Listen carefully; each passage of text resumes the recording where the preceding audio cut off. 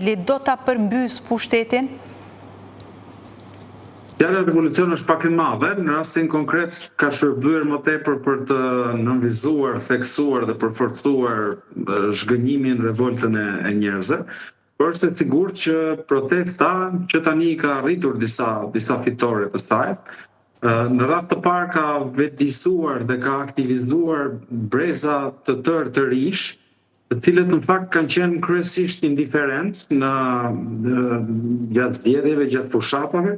dhe nuk janë angazhuar politikisht si qytetarë kanë fjalën. Ndërkohë që në rastin konkret, shumica atyre që protestojnë sot janë pikërisht të ri, pra është një brez të ri i cili i shtohet aktivizmit politik dhe kjo është shumë e rëndësishme.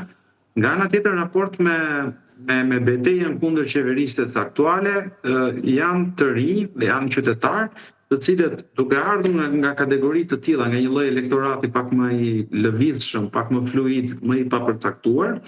tani kanë marrë një qëndrim të qartë kundër qeverisjes. Dhe në momentin kur do të shtrohet çështja e votimit, patjetër që mendoj që shumica dërmuese e tyre do të votonin kundër qeverisjes aktuale. Pra në një farë mënyrë protesta, objektivat e veta i ka arritur. Aq më tepër dhe që e ka vënë në një pozicion qartësisht të vështirë kryeministrin Rama, dhe nga ana tjetër ka shërbyer dhe si një lloj paralajmërimi i fortë për çdo lloj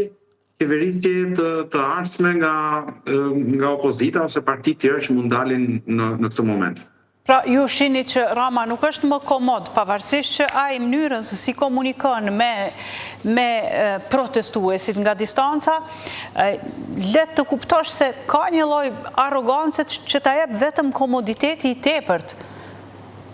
Ka dalë nga ky lloj pozicioni Rama, për shkak se deri tani Rama ka mbajtur pozicione ose ka ndërtuar atë imazhin e dikujt që është cool, që është në mod, që është më i ri se sa kundërshtarët e tij politike, ka portretizuar me sukses nga pikpamja e tij opozitën si të vjetruar, të dalë mode, ndërkohë që pikërisht protesta me gjithë ato kreativitetin e vet, me memet, pankartat që ne shikojmë, e kanë nxjerrë jashtë loje dhe ja ka marrë këtë lloj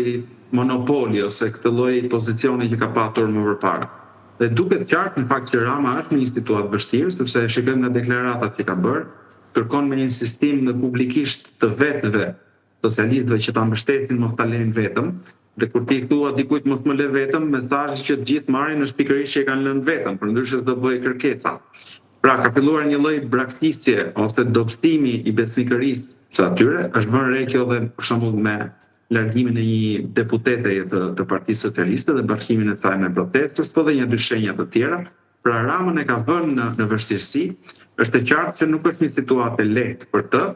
Do të ishte shumë kollaj për Ramën nëse do të përballej me protesta përfshirë të mëdha nga ana e opozitës, por aktualisht ai përballet me protesta nga një kategori që nuk është e varur nga partitë e opozitës, por është qytetarë. Kjo është pikërisht ajo kategori e cila kur lëviz, kur vendos që të zhvendos votën në përzgjedhje, përcakton edhe se kush do të jetë fituesi. Dhe ky është shqetësimi kryesor i Ramës dhe këtë e reflekton edhe në komunikimin e tij publik. Mirë, se po diskutonim edhe me zotin Ukshini këtu dhe fakti që protesta pra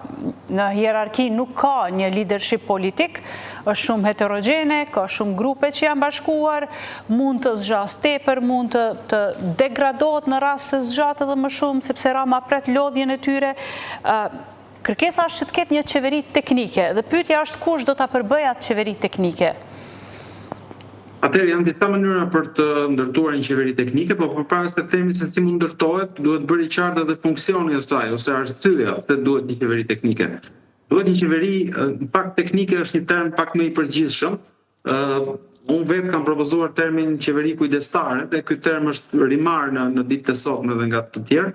Një qeveri kujdestare në atë shembullin e Maqedonisë, pra një qeveri e cila do të garantonte rreth parë zhvillimin e zgjedhjeve të lira dhe të ndershme, do të garantonte që partia në pushtet të mos përdorte dot administratën, të mos të shmangte dhe parandalojë edhe bashkëpunimi me krimin e organizuar ose me klientët e qeverisë, me bizneset pranë qeverisë. Pra, ky do të ishte roli. Qeveria kujdestare do të ishte një qeveri që do të kishte kujdesin maksimal për parandalimin e këtyre problemeve dhe për realizimin e zgjedhjeve të lira dhe të ndershme. Pastaj, se si do të bëj, ajo që duket më e mundshme në këtë moment, do duhet bërë jo me politikan, për shembull me një lloj përfaqësimi të ekuilibruar të politikanëve nga partitë ekzistuese, por me shumë gjasa nga ekspert, teknicien, njerëz me reputacion të mirë dhe integritet të padiskutuar publik, të cilët pikërisht mund ta realizojnë këtë lloj funksioni. Tani kjo na nxjerr dy pyetje, sa do ishte jetë gjatësia e kësaj